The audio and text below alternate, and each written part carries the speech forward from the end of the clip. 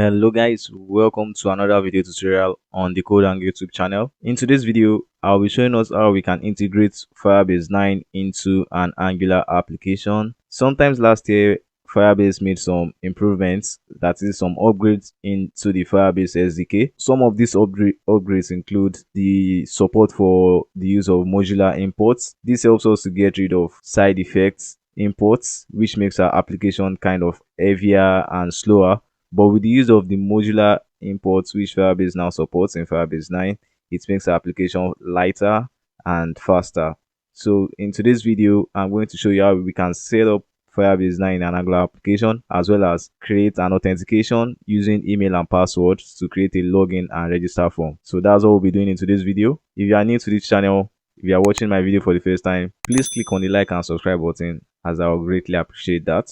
So without wasting much time, let's get started. So the first thing we need to do is to create a new Angular project. I already did that and I'm already in the projects directory. If you've not created an Angular project before, you can go to the Angular website, which is angular.io, and follow the instructions. And once you have Angular installed, you can create a new project by typing ng new and then the name of your project in the terminal right here, and you get to create a new Angular project. Since I already have a new project created, all I need to do is just to press code dot to open my Angular project in Visual Studio Code. Now that the project is open, the next step is to integrate Firebase into this application. To do that, I need to make use of a package called @AngularFire. This library makes it easy for you to integrate Firebase into your Angular application. So all you have to do is just to copy this command npm install @AngularFire. As you can see, this is currently at version 7.4.1, which supports the modular imports we'll be using in this project. So I'm going to click on copy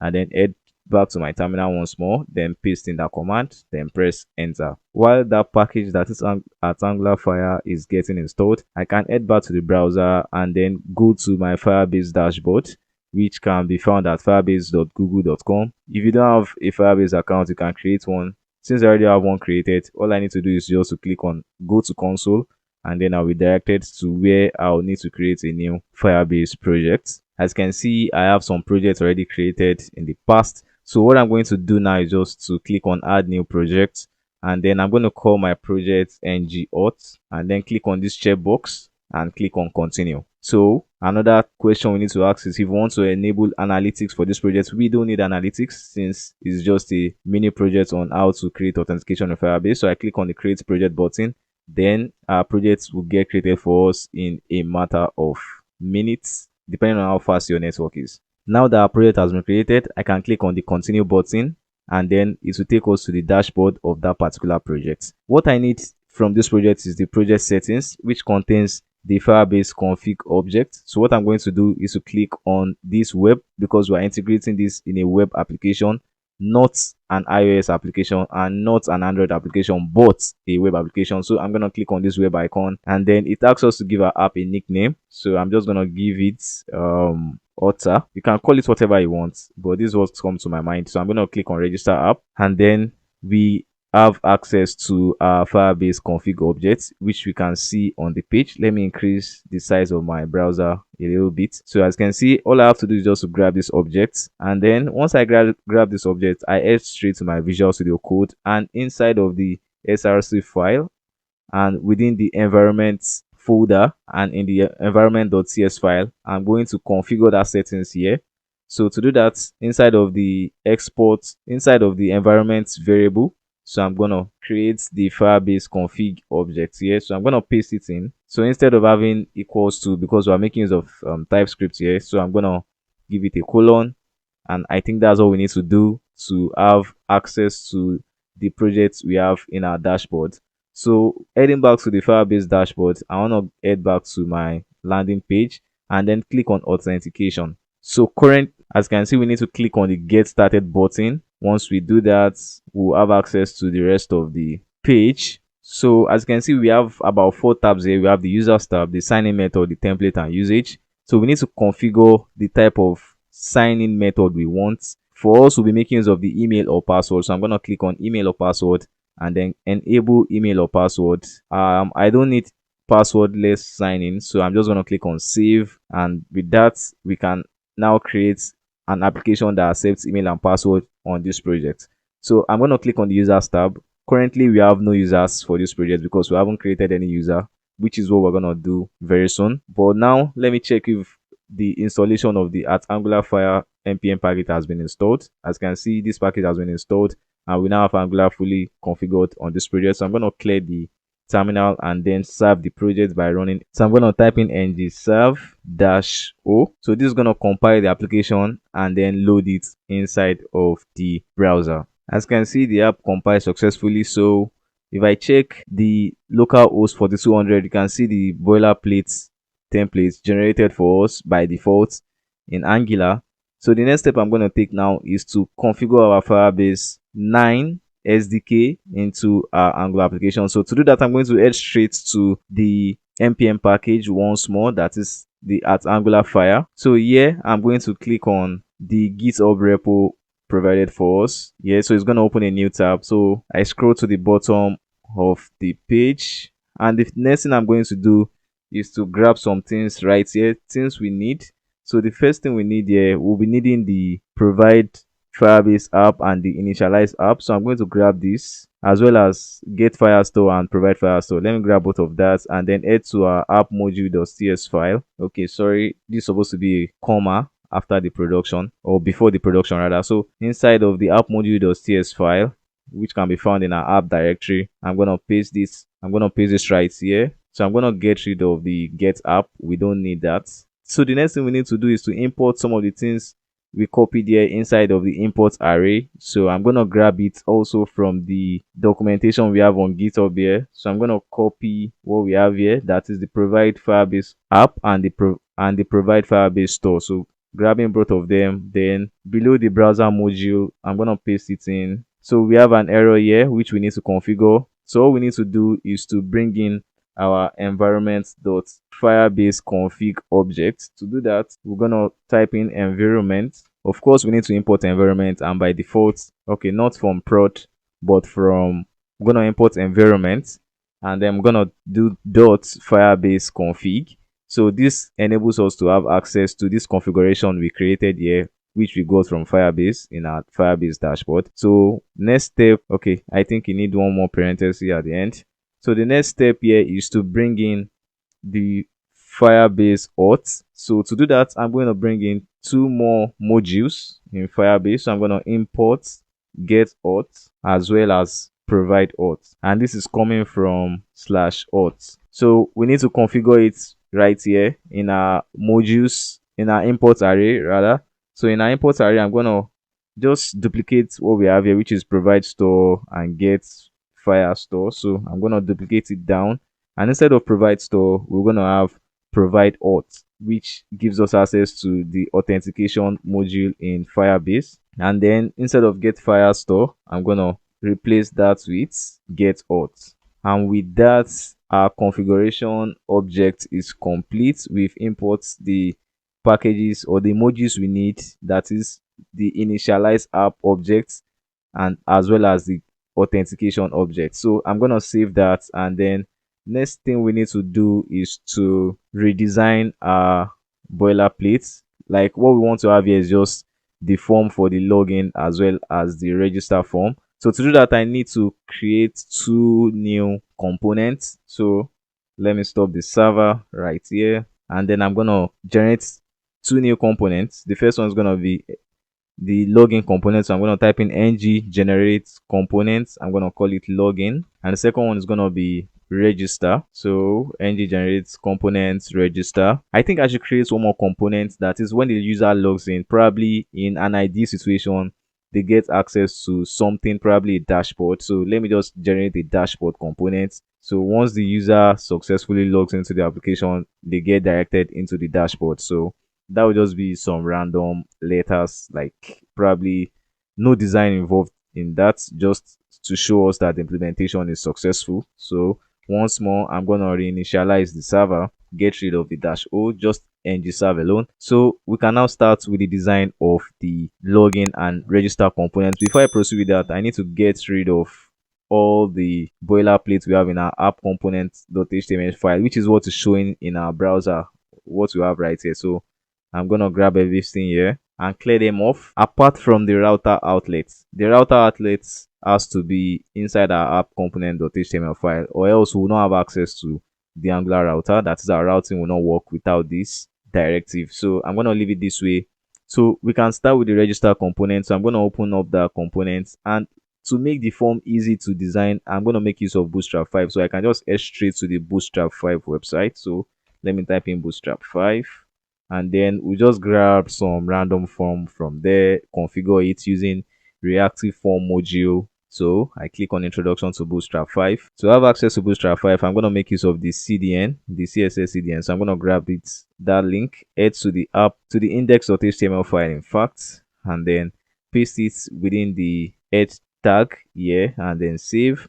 Head back to Bootstrap 5. Then let's search for forms. So I'm going to type forms, and then grab a form in Bootstrap 5. So quickly, let's scroll down. I think this very first form is good enough for us. We just need to create an email and a password authentication. So I'm going to grab this, copy it, add straight to my register component. Let me get rid of the index.html file and paste that in. So the next step is to make some little changes to this form. I don't want the checkbox, so I'm going to get rid of everything inside the checkbox. Let me increase the size of Visual Studio Code. So now we've gotten rid of the checkbox. So next step is to configure the form. To do that, we need to make use of reactive forms. So to make use of reactive forms, I'm going to head back to the app module.cs file and bring in reactive form module. So I'm going to type in reactive form module. So I get it imported as well as injected into the application. So you can see it right here, reactive form, reactive form. So with that, we can start the implementation of our form. But before we proceed, let me just give this a little bit of class.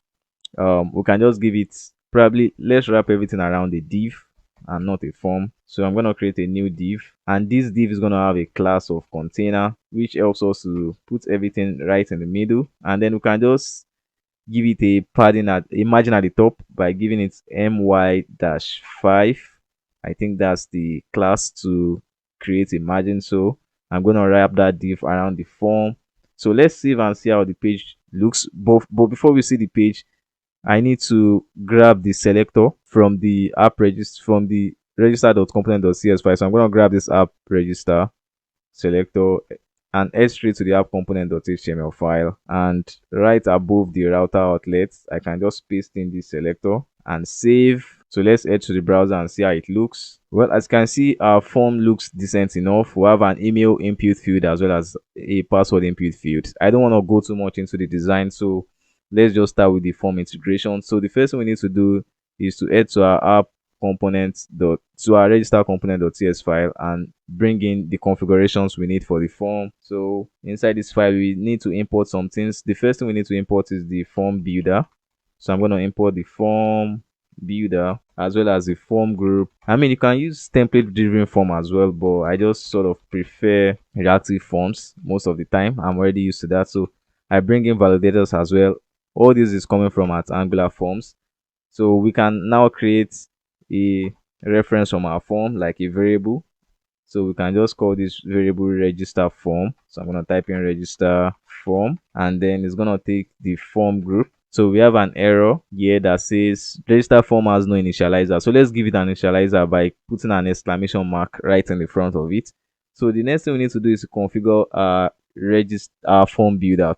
But before we do that, we need to import some things inside of we need to inject some things in our constructor. So the first one is going to be a private variable called form builder. Form builder is gonna take form builder, and that's what we need to do. So inside of our constructor, I can just do this dot register form, which is the variable we created above, is equals to this dot form builder, which is gonna take in an object. So inside of this object, we have our email, which is gonna be form builder.control, which also takes in a parenthesis as well. It can take in two arguments, so the initial value is going to be an empty state, while for the second argument we can just give it some sort of validation, which I don't think is necessary. I don't think I'll be implementing validators here, but if you want to know how it works, I can just type in validators dot required, or also I can type in validators dot min length, that is the minimum length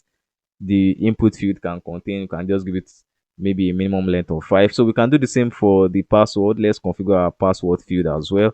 So I'm going to type in password, and it's going to take in form builder dot control, and it's going to also take in validators dot required as well as main length. So this is important if you want to create some sort of validation for your form. So we have an error here. So this dot form builder, it needs to take in, because it's a form group, it has to be dot group. So this dot form builder dot group. So now that we have that configured, we need to create a submit function, because every form needs to be submitted, right? So I'm going to create a new function, a public function called onSubmit. So I'm going to type in public onSubmit, create a bracket. And what we want to do first is just to log in the values inside of the form at first, before we now pass it into our probably Firebase module. So for now, I can just do console.log this.register form rather. I'm gonna grab this register form dot value. So before we can log this into the console, we need to integrate this function in our template file, that is in our HTML file. So I'm gonna head straight to the register dot components dot HTML file, and in the form tag, I'm gonna configure the form group. So I'm just gonna bind it by doing form group and then calling it the reference form, the reference variable we created in our TS file, which is called register form. So I grab this register form, add to our components or our templates, anyone you want to call it, and then also we need to create a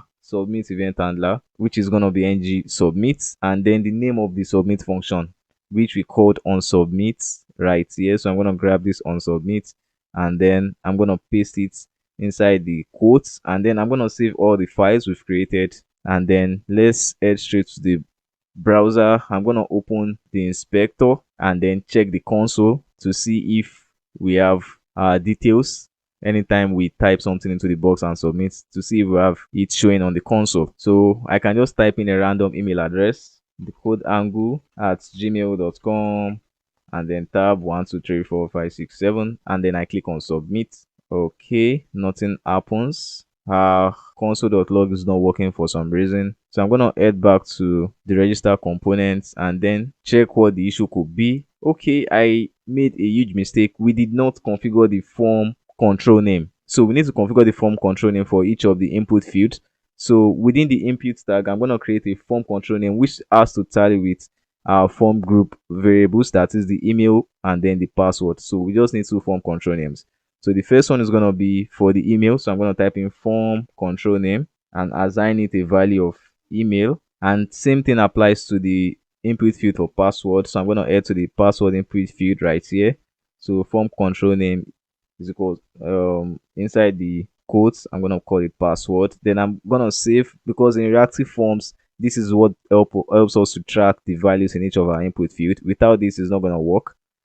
So once more, let's test it by typing the code angle at thecodeangle.com, and then the password I can just type 1 2 3 4 5 6 7. Click on submit. Once more, it doesn't log in the console. Let me check again. Oh, inside of our onSubmit click event handler, we didn't pass in the parenthesis for the onSubmit function, so we need to pass in the two brackets. Let me save once more, and I believe it should work this time around. Let me just type in the email and the password once more, and the password, I believe this time around it will work. And as you can see, we have an object that contains the email as well as the password. So what we need to do is just to pass in this object to a module in Firebase called create user with email and password. So we need to import this, as well as we need to import auth as well. So what do I mean by this? Let's head straight to the register component.cs file quickly, and then in the TS file right above, I'm going to type in import. The first thing we need to bring in is auth for authentication, and then create user with email and password from @Angular Fire auth. Now we need to head straight to our onSubmit function. So inside of our onSubmit function, we need to start the implementation, and we need to grab this create user with email and password and then paste it right here, open a parenthesis, and this parenthesis is going to take in 3 arguments. So the first argument is going to be auth. So I'm going to pass in auth, this dot. Before I pass in auth, I need to inject auth inside of our constructor. So quickly inside of our constructor, I'm just going to do comma private auth, and then bring in the auth. So once more inside of our function, you see the error is already showing. If I over the error, you can see it says create a new user associated with specified email address and password. So we need to pass in the email and password as well as auth. So I'm gonna just say this dot auth comma this dot register form dot value dot email, and then I'm going to do that for password as well. So I'm going to bring this down, this dot register form dot value dot password. So anytime anything we type in the console is going to now reflect inside of this function we brought into this particular component. So it returns an observable which we need to subscribe to. So to do that, I'm going to pass in do dot then, and then connect to the response. So by typing response, give it a type of any, and then using an arrow function, and within a bracket you can just console log the response and then catch the error in the event of an error, and probably we can display an alert depending on how you want to do it. Error, can console log the error as well, and as well probably implement an alert and pass in the error dot message. So this is all we need to do, and to register, this is all we need to do to create a new user in Firebase. So I'm going to save and then head straight to our browser once more. So let's create a new user. This time around it should reflect in our Firebase dashboard. So let's try it out. So the first email I'm going to try is decodeangle.com. So decodeangle at gmail no, at decodeangle.com. Just give it a random password 127 and then click on submit. So let's see if we get a response. As you can see, this is a response from Firebase. And if I head over to our dashboard, and currently we have no users, right? So let me refresh and see if we already have one user, which we just created. So as you can see, the email address I just created is now reflected. I have the identifier, which is the email, and the created date, as well as the day I signed in, as well as the user UID. All this generated for us automatically. So now that we can, as you can see now, we can now create a new user with email. Also, we can try to create a scenario where we need to see an error message displayed. To do that, I'm not going to pass in anything inside of the email and the password address. In fact, let me refresh the whole thing and just click on submit. Ideally, in a real world situation, you might want to disable the button if it's empty. So if I click on submit, you can see this error message that says error Firebase / invalid email. So our error message works as well as our successful response. So the implementation we made here is also the same implementation we'll make in our login. The only thing that will change is just this create user with email and password. It will be something else entirely. So to know what it is, let's head straight to our login component and try to implement what we just did. So I'm going to copy some things here, and the first thing I'm going to grab is the form group as well as the form builder and the validator. So I'm going to open the login component.ts file and then paste it right here, and then inside the constructor as well, I'm going to inject the form builder like so. So instead of register form, I'm going to have login form. So let me just copy this register form and then replace this with login form.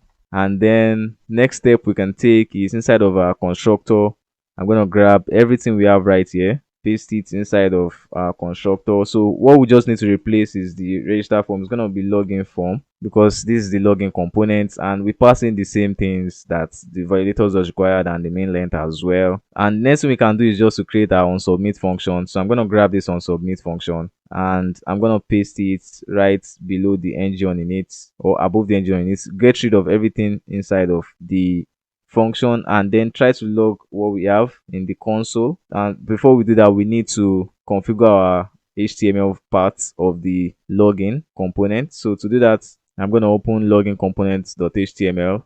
So we can just take a key from our register components. I'm going to grab everything inside of the register components.html, paste it inside the login component.html and replace the register form with login form, which is the instance of the form. That's why it's showing us a warning sign, because there's nothing like register form right here. And then the onSubmit button works the same way. Our form control name remains email as well as password. And with that, I think we need to also change the submit button. So to differentiate register from submit, so I'm going to click this, change it from submit to login, and then for the register I'm going to click this to change I'm going to change this to register, and then we can save everything we've done so far. And to see how our login component looks, I need to grab the selector. So I'm going to scroll up, and inside of this selector, I'm going to grab the app-login, head straight to our app components.html file. I just need to comment this app register component out, and then replace it with app login and save as well. Now we can now see how our plugin looks like. So I head straight to the browser, and the app has successfully compiled. So anything I type inside the email field as well as the password field should display on the console. Click on login. As you can see, it displays on the console. So the final thing we need to do is just to bring in some requirements, some modules from at angular/fire/auth. So to do that, I'm gonna head straight to our app register.ts file just to grab some things we have here. So let me grab everything right here, and in the login component.cs file, I'm going to replace the create user with email and password with sign in with email and password. So this is the single function that needs to change. So all we need to do is just to grab everything inside of this on submit function. It takes in the same parameter actually. So all that needs to change is just the create user with email and password. We replace it with sign in with email and password. And then in the constructor, we need to inject our auth module. So I'm going to grab that as well, head to the constructor in our login component, paste it in, replace the register form with login form. And with that, we are good to go. So not only do I want to show the response, I want to navigate to the dashboard. This is why I created the dashboard components, to show the full implementation. So to do that, we need to set up routing. So I'm going to head to our app routing module.ts file. So inside the app routing module.cs file, we need to bring in the dashboard components. But we can just start off by heading to the routes array, and inside of the routes array, we need to create an object. So the first requirement inside of the object we create is the path. So the path is going to be called, you can just call it dashboard, and then the component is the second key the object is going to take. So I'm going to type in component dashboard, and we have the dashboard components imported for us as well. So with this, I can just copy this part called dashboard, head straight to our login component, and then configure the routing. So to configure the routing here, I need to bring in the router. So right above, I can just import the router from at Angular router. So in fact, we can just inject it in our constructor, and the IntelliSense can bring it right for us. So I can just say private router and then router. As you can see, we now have router imported for us right above in line 4. So I need to make reference to this router variable. Let me just separate this so it looks easy. It's easy to read. So we have things we've imported so far is the form builder, the auth, and then the router. So to have access to the router, I need to reference the router where we have our successful response. So I can just say this dot router dot navigate, because we'll be navigating to the dashboard. So I can just do /dashboard. I can't spell dashboard correctly. Dashboard. Okay. I'm going to save everything we've done so far, and then let's try to log in into our application. So I'm going to close everything we have here. So now that the page has refreshed, I think if I can remember, the email we created earlier was decodeangle@decodeangle.com. So inside of our form, I want to type in a wrong email address first. So I'm going to say abcd@gmail.com and then a random password. Let's see if it logs us to the dashboard. As you can see, we get an error, user not found. So our error works the way we expect it to work. So now let's try to log in with a correct email address as well as the correct password. So I'm going to say decodeangle@decodeangle.com, and then the password is 12345667, and then let's press login. As you can see, we get navigated to our dashboard component. The reason which says dashboard works, the reason why we have the form still showing here is because the login selector is still within our app components file right here. So that's why we still have the app login. Ideally, if we didn't have that there, we will only see the dashboard components, but this ultimately shows that our authentication works the way we expect it to. And I think we also console log the response. So if I check the console, I think I should be able to see the response. Yeah, this is the response in the object. Yeah, this is the response. As you can see in line 39, we have the user object which contains the access token, the auth. So you can do anything you want to do with this information depending on what you're trying to do in your application. But you just have the details of the user right here. So, and with that, I think we're done with this tutorial. If you have any questions, please drop it in the comment section. So also be on the lookout for my next video, which is going to be a CRUD application making use of Firebase and Angular. In that video, I'm going to create an application that can do a create functionality, a read functionality, and update functionality, as well as a delete functionality. So be on the lookout for that. Stay tuned, like and subscribe. So thank you very much for watching this one, and I'll see you again in the next one. Thank you very much, guys. Have a good one.